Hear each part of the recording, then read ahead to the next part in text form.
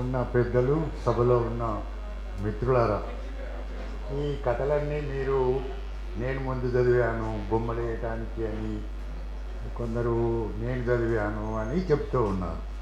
అది నాకు చాలా ఆనందమే ఇచ్చింది. కానీ మొట్టమొదట ఈ కథ నాకు వచ్చింది నమస్తే తెలంగాణ పత్రిక కథా శేఖర్ రెడ్డి గారు నాకు ఫోన్ చేసి, ముల్కునూరు కథలు 2000 వచ్చినాయి, అందులో కొన్ని మేము వడబోసాము, అందులో ఒక 800 కథలు మాత్రము ముగ్గురిని వేసాం, వాళ్ళు 6గురిని వేశారు, ముగ్గురిని వేశాము, ఆ ముగ్గురులో మీరొకరు అంగీకరించండి అని చెప్పారు. సారీ ఈ పని నాతో కాదు అని చెప్పారు. లేదు ఇది మీతోనే అవుతుందని ఆయన చెప్పడంతో పరాంకుశం మల్లారెడ్డి మా ఇంటికి వచ్చి 3 బండిల్స్ తెచ్చిపెట్టారు, 800 చిల్లర కథలు. నేను అవి అయినా కూడా కథకు వారం రోజుల తర్వాత కొంచెం నాకు 3 నెలలకు తక్కువ ఏం బట్టలు, ఇవి చదవలేను అని అన్నా. అందులో బండిల్లో వచ్చిన కథ ఈ కాగితం. ఇది నాకు అపురూపం. ఈరోజు ఈ సభలో ఇంతమంది చేత ఆ కథ ఆనందింపచేస్తున్నదంటే నాకు వచ్చింది 564 నంబర్ కథ. ఇది నాకు అప్పుడు వచ్చింది. ఆ 800 కథలలో నాతో పాటు ముగ్గురు ఉన్నాం, అది మాకు తెలియదు. పాపం ఆయన పోయేటప్పుడు థ్యాంక్స్ చెప్తూ వెళ్ళారు ముల్కునూరు వారు. పాపం ఆయన మాకు చేసినందుకు ఒక 20,000 రూపాయల ఫోను ఇచ్చారు మాకు ఆ రోజు సభాముఖంగా.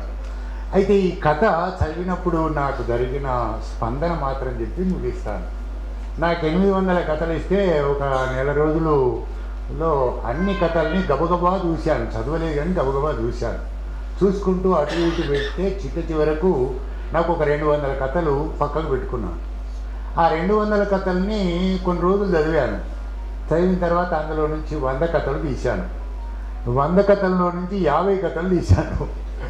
50 కథల్లో ఆయన ఫస్ట్, సెకండ్, థర్డ్ అవి చెప్పిన వాటిల్లో ప్రతిరోజు ఆలోచించడం మొదలుపెట్టాను. ఏదొస్తే బాగుంటుంది, ఏదొస్తే అని అనుకున్న సందర్భంలో నేను తొలిసారిగా ఇచ్చిన గసాలు అది.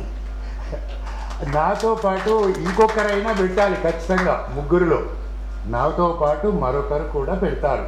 ఈ కథ మరొకరు కూడా పెట్టినారు కనుక ఈ కథ నాకు మొట్టమొదట ఈ ప్రింట్ కాగితంలో ఎంత ముద్దైన అక్షరాలను మీకు చూద్దామని నేను అనుకున్నాను. ఈ సభలో రెండో అంశం ఏంటంటే, నేను చలం కథల మీద పరిశోధన చేసిన వాడిని. చలం పాత్రలు కూడా ఆత్మహత్యలే చేసుకుంటాయి. అయితే నేను కేశవరెడ్డి కథల్ని కూడా బాగా చదివాను చాలా, అట్లాగే చాలామంది చదివినా. అయితే కొన్ని పాత్రలు సామాజికంగా ఉన్నవి. నరసింహారెడ్డి గారు చెప్పినప్పుడు 8 పాత్రలు ఆత్మహత్య చేసుకున్నాయి అని. ఆనాటి కాలంలో చలం పాత్రలన్నీ ఆత్మహత్యలు చేసుకుంటాయి. అంటే ఆనాటి సామాజిక సందర్భాలలో అవి జరుగుతాయి, ఈనాటి సామాజిక సందర్భాలలో ఈ పాత్రలు జరుగుతాయి. ఏమిటి అంటే, మనం నిత్యం చూస్తున్న సమాజంలో మనం కూడా ఒక కథకులమే, మన జీవితం కూడా ఉంటుంది. మనకు తెలియని, మనం చూసిన సమాజంలో తెలియని విషయాలే ఈ కథలు. మనకు తెలుసని అనుకుంటాం కానీ తెలియని విషయాలే ఈ కథలుగా చెప్పడానికి ప్రయత్నం చేశారు. నాకు బాగా ఆనందం ఇచ్చింది ఏమిటనంటే, కేశవరెడ్డి గారు ఆయన రెడ్డి వంశంలో జన్మించినవాడు. యానాది కథలు చదివినప్పుడు నేను చాలా ఆశ్చర్యానికి గురైనాను. అలాగే అతడు అడవిని జయించాడు అంటే అందులో ప్రధానంగా ఉన్నది గొర్రెల కాపు, అది పందుల కాపు, యానాదులది ఏమో ఇక అది ఒక పాత్ర. అలాగే ఆనందాచారి పుట్టిన వంశాలు కాకుండా ఇతరేతరమైన కుటుంబాల జీవితాల్లోకి వెళ్ళి వ్రాయడం అనేది చాలా కీలకమైన అంశం. ఇందులో 2 కథలు ముస్లింల మీద రాయబడ్డవి. ఈ ముస్లింలలో ఇప్పుడే మీ అందరి ముందట మాట్లాడినప్పుడు, నేను ముందు మాట రాసినప్పుడు నాకు ఇంకా ఈ విషయం స్పష్టంగా తెలియదు అని వారు చెప్పారు. చాలామంది స్పష్టంగా తెలుసు అని అనుకుంటాం. ఎందుకు ఈ కథ నాకు బాగా నచ్చింది అనంటే, మేము శంఖం ఊదాలి తప్పనిసరిగా శవం ముందు. శంఖం ఊదినప్పుడు ఆ శంఖంలో నీళ్లు పోసి ఆ చనిపోయిన శవానికి సమాధి చేసే ముందు నోట్లో పోయాలి. తర్వాత బంగారంది చిన్నది పెడతారు నోట్లో. ఈ ఆ నీళ్లు పోసిన తర్వాత శంఖం ఊదాలి దానికి ఖచ్చితంగా.